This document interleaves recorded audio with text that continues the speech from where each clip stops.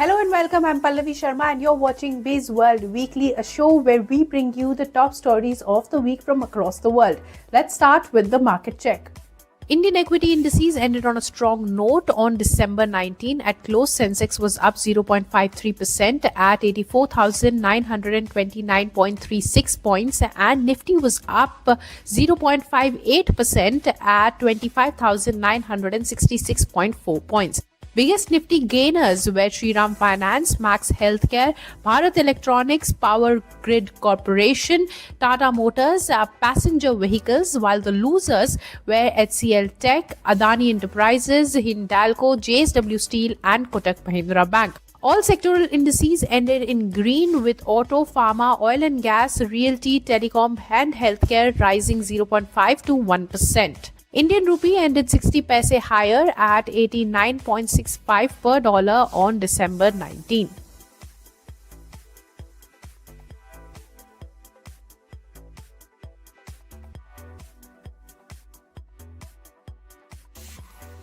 US President Donald Trump promised to end the Russia-Ukraine war on day one in office, but looks like the war is now entering into a new year. 2026. European nations have pledged a massive $90 billion loan to Ukraine backed by profits from seized Russian central bank reserves, but stopped short of directly tapping the principal, leaving billions on the table and fueling debate on legal, economic and geopolitical risks. At the Brussels summit, EU leaders alongside the UK, Canada and others finalized the loan to President Volodymyr Zelensky, providing critical financial oxygen as Ukraine faces battlefield strains and winter hardships. The funds draw from interest earned on a €300 billion in frozen Russian assets parked in European banks since Moscow's 2022 invasion, generating about €3 billion annually. This extraordinary revenue mechanism avoids touching the assets themselves, channeling support for Ukraine's defense, reconstruction and energy needs without immediate escalation. Yet G7 coordination ensures unified action, with the US under President Trump pushing for a ceasefire amid his administration's review of commitments. The EU wavered on seizing the full frozen reserves due to profound legal hurdles. Such assets belong to Russia's sovereign central bank, and outright confiscation could set a precedent violating international law, potentially exposing European holdings abroad to retaliation, like China's targeting EU bonds. Economically, it risks market panic, higher borrowing costs for the bloc, and ruble spikes bolstering Putin. Politically, nations like Hungary vetoed riskier moves, while legal experts warn of lawsuits and eroded trust in Western financial systems. Instead, the profits-only approach, endorsed after months of debate, balances aid with caution, though Zelensky pressed for broader steps to match Russia's war machine.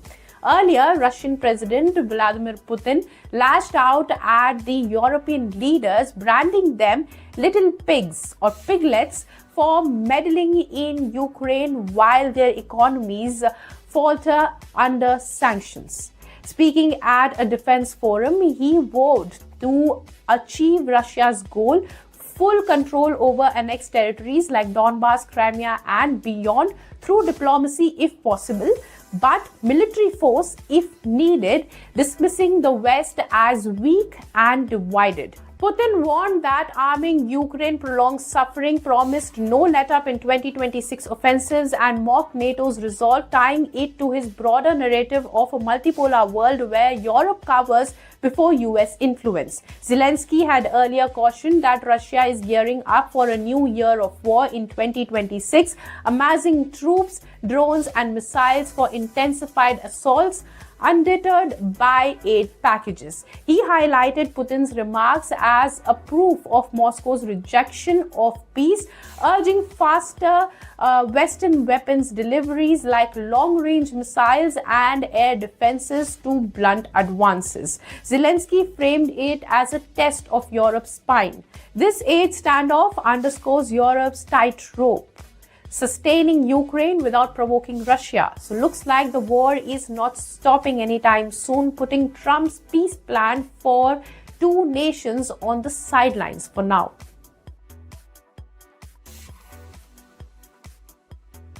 The US Senate has passed a $901 billion bill setting defense policy and spending for 2026. The National Defense Authorization Act was approved in 77-20 vote. Adding to this, Trump has also announced a warrior dividend as a Christmas gift for troops. With this, troops will receive $1,776 checks before Christmas. What is the defense bill and what is the warrior dividend that Trump has announced? Our next report gives you more details. U.S. Congress passed the National Defense Authorization Act, or NDAA, for fiscal 2026, clocking in at a record $901 billion. The Senate voted overwhelmingly to advance it, sending the legislation to President Trump, who signed it into law, despite debates on foreign aid portions. Core elements included a 4% pay raise for all uniformed service members, alongside funding for shipbuilding, aircraft procurement, munitions stockpiles, and ground vehicles to maintain America's edge over rivals like Russia and China. Bipartisan support, 77 senators approved, ensured passage, exceeding initial requests and emphasizing modernization. It also addressed quality of life issues, with investments in barracks, family housing, childcare, and VA loan reforms. Internationally, the NDAA sustained the Ukraine Security Assistance Initiative and introduced a Baltic Security Initiative to bolster NATO allies like Latvia, Lithuania, and Estonia. It imposed limits on U.S. troop reductions in Europe, maintaining at least 76,000 personnel to safeguard commitments. These measures countered Russian threats while routing funds to U.S. defense firms for weapons production. Trump's standout feature was the warrior dividend, a one-time $1,776 bonus check for every eligible service member, symbolizing America's 1776 founding. "Nobody deserves it more than our military," he declared in his Christmas address, calling it a direct holiday gift from tariff revenues. Eligibility covered all 1.5 million active duty troops across Army, Navy, Air Force, Marines, Space Force, and Coast Guard, plus select National Guard and reserves on active orders. Applications weren't needed. DoD automatically processed and mailed checks to service members' official addresses before Christmas, with payouts hitting accounts by early January for those opting direct deposit. The 3,000-page bill layered in reforms like faster acquisition processes and targeted sanctions adjustments. It balanced domestic troop welfare with steadfast alliance support, marking a bipartisan win for national security.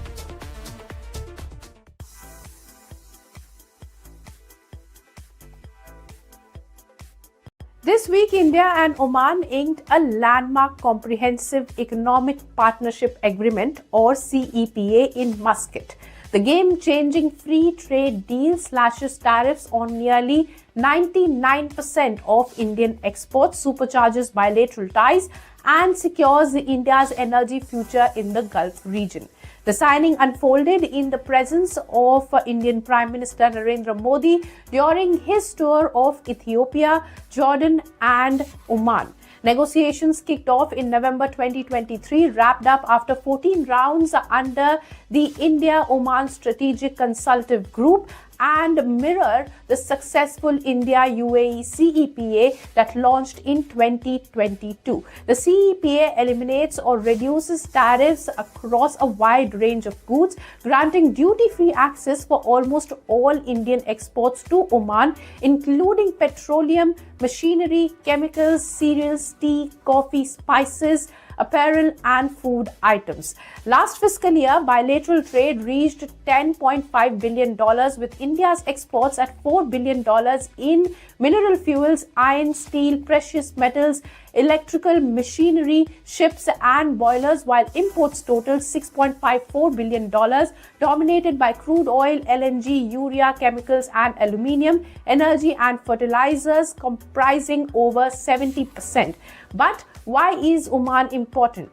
Oman stands as India's third largest export destination in GCC after the UAE and Saudi Arabia, with India ranking as Oman's fourth largest non-oil import source and third largest market for its non-oil exports. Key imports like petcoke, gypsum, propylene, ethylene, polymers, and unwrought aluminium highlight the energy-heavy balance. It holds a strategic value for India beyond trade as well, serving as a vital gateway to Gulf with its prime location overlooking the Strait of Hormuz, a choke point for 40% of global oil flows, critical for India's energy imports. The CEPA locks in reliable supplies of crude oil and LNG amid India's surging demand, while boosting exports and creating jobs back home. Defense cooperation forms a cornerstone reviewed in recent strategic talks co-chaired by Indian and Omani officials. The pact bolsters maritime security in Indian Ocean, enhances joint military exercises, port access, and intelligence sharing, vital for safeguarding sea lanes. Prime Minister Modi described it a blueprint for a shared future, infusing new energy into these multi-phase ties as Oman eyes similar FTAs with other countries like Qatar. For India, this pact is a geopolitical masterstroke, strengthening its Gulf footprint amid rising energy needs by ensuring stable oil and LNG supplies while opening doors for exports and jobs.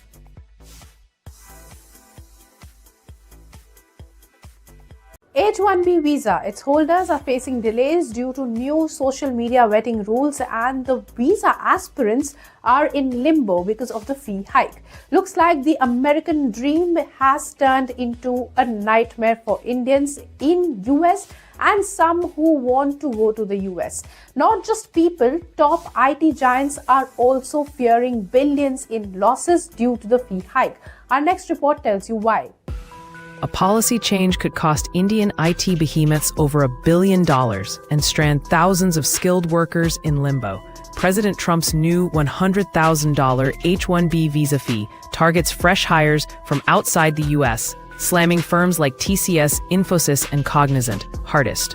A Bloomberg analysis reveals the scale. Infosys would face over $1 billion in fees for more than 10,400 new H-1B workers, 93% of their hires from 2020 to 2024. TCS hit $650 million for 6,500 employees, or 82%, while Cognizant braces for $560 million on 5,600. That's 89%. Nearly 90% of these approvals happened at U.S. consulates abroad, triggering the massive levy. Combined with a weighted lottery favoring big firms less, experts predict a 30 to 50% drop in H-1B entries next cycle. But it's not just future hires suffering. Right now, thousands of H-1B and H-4 visa holders are stuck in India, trapped by U.S. embassy chaos. Mid-December appointments in Hyderabad and Chennai were mass canceled, rescheduled to March through June 2026. A new State Department rule from December 3rd demands social media vetting for all applicants starting December 15th. Overwhelming consulates with screening backlogs. No expedites. No multiple reschedules. Workers face job losses as U.S. project deadlines loom. For IT giants, this double whammy means sky-high costs curbing new talent inflows, plus delays locking existing workers abroad. Offshoring to India accelerates as firms like Cognizant pivot to select tech roles stateside, claiming minimal short-term pain. If you want the world's best talent, go where it is, warns an AI officer, signaling heavier bets on Indian hubs. Legal fights loom, but market forces are already reshaping global strategies. Indian IT's H-1B reliance, historically for early career bachelor's holders earning above U.S. median wages, now faces its toughest test. Critics say it undercuts locals, but firms argue it fills spill gaps. As fees bite and delays drag, expect bolder offshoring and talent shifts. The H-1B shakeup underscores Trump's America First push, but at what cost to global tech?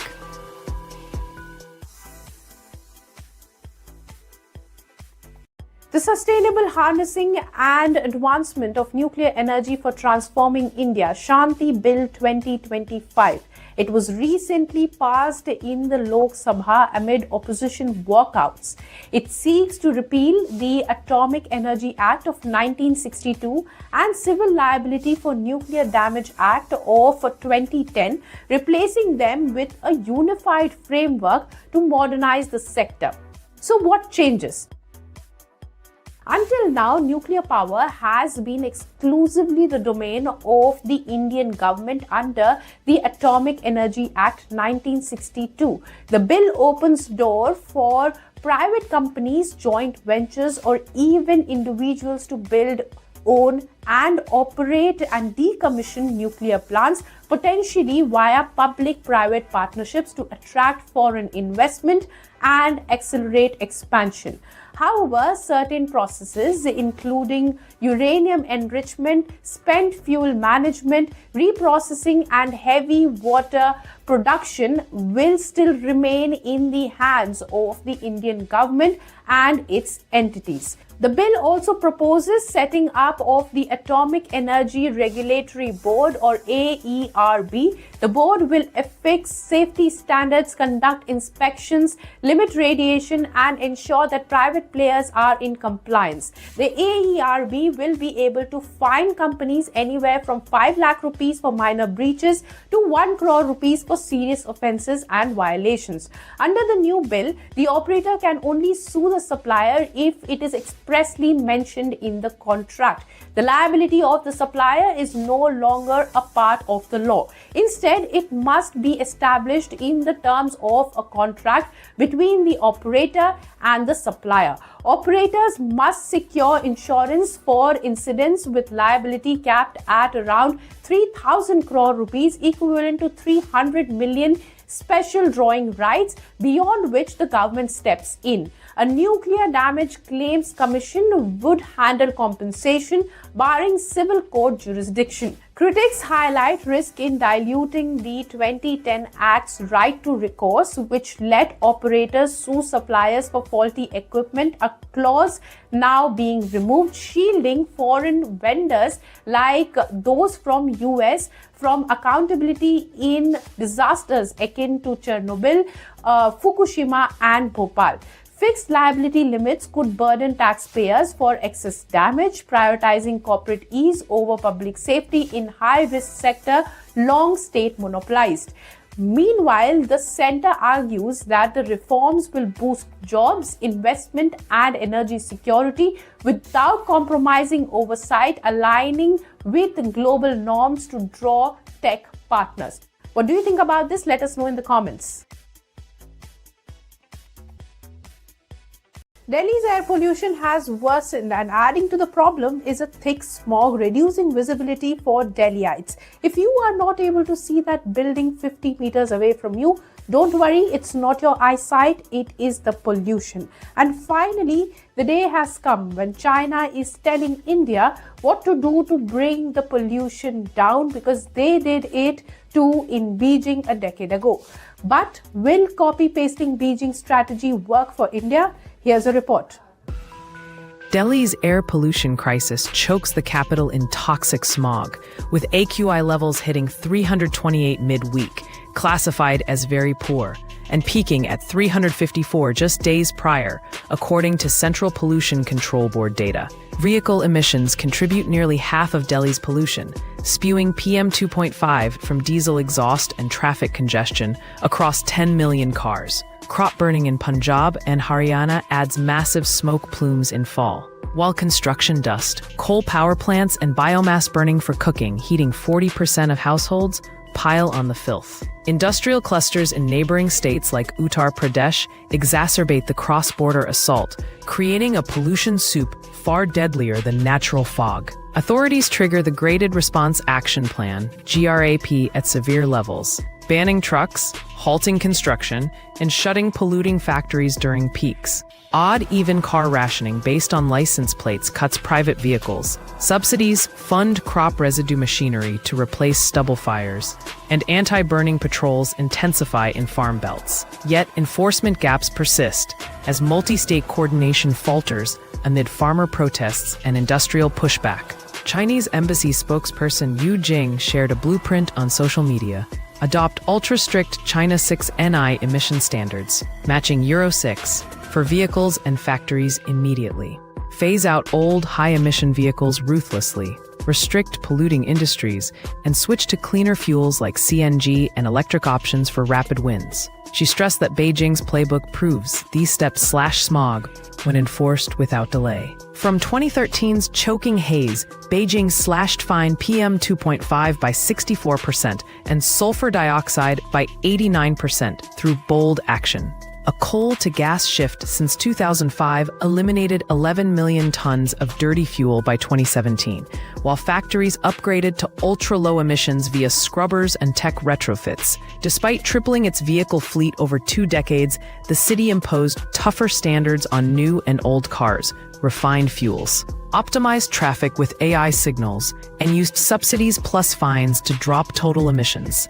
India's federal democracy complicates top-down mandates. States shield farmers from stubble bans and industries from shutdowns, unlike China's Communist Party grip, enabling swift, uniform crackdowns. With 1.4 billion people crammed denser than China's urban zones, weak public transit leaves Indians car-dependent, while small factories and coal reliance fuel cheap growth that Beijing could pivot faster with $100 billion investments.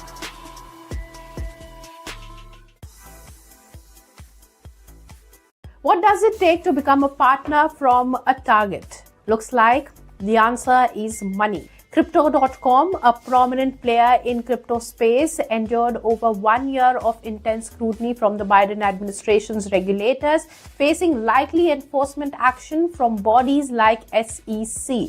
But following President Donald Trump's re-election in 2024 and inauguration in January 2025, the landscape shifted dramatically. Investigations evaporated and the firm sealed a $1 billion business deal with Trump's social media company, sparking sharp criticism from ethics watchdogs. The timeline is telling. Throughout 2023 and 2024, Crypto.com fought off potential charges with agency commissioners greenlighting enforcement. Lawyers negotiated to postpone any action until after Trump's term began, dropping a countersuit in return. Then abruptly, the probe closed. Crypto.com spokeswoman Victoria Davis claimed that there was simply no legitimate case and rejected any tie to politics. Fast forward to August 2025, the company committed roughly $1 billion in assets to a venture with Trump Media and Technology Group, majorly owned by Trump and home to Truth Social. That platform has bled hundreds of millions since 2021, yet it secured a big ownership slice in a new treasury for Crypto.com's Kronos token, contributing minimal cash itself. This turnaround synced with a political spending spree. Post-election, Crypto.com donated $1 million to Trump's December 2024 inauguration, then $10 million in February 2025 to MAGA Inc., his super PAC. Now, this ramped up lobbying via Jeff Miller, a Trump insider who chaired inaugural finances. It fits Trump's crypto evolution and dismissing Bitcoin as a scam post-2021 to his family launching World Liberty Financial during the campaign, selling tokens and pushing deregulation. Ethics experts warn presidents traditionally shun even a whiff of personal profit from office. Yet Trump's family businesses now partner with regulated firms that gain from his policies. Concerns mount over influence and self-dealing. Legal voices fear favorable rules demand support for presidential ventures, painting a troubling ethical landscape. Trump parked assets in Sons Run Trust after winning, but critics say that it falls short. White House Press Secretary Kellen Levitt insists no conflicts exist or will. Trump media skipped questions on the deal. Crypto.com denies quid pro quo, and that's Crypto.com's arc. From target to partner laid bare, igniting debate on power, cash, and crypto's frontier. That's all for this week. I will see you in the next. Like, share, and subscribe to ET Now for more such news and views.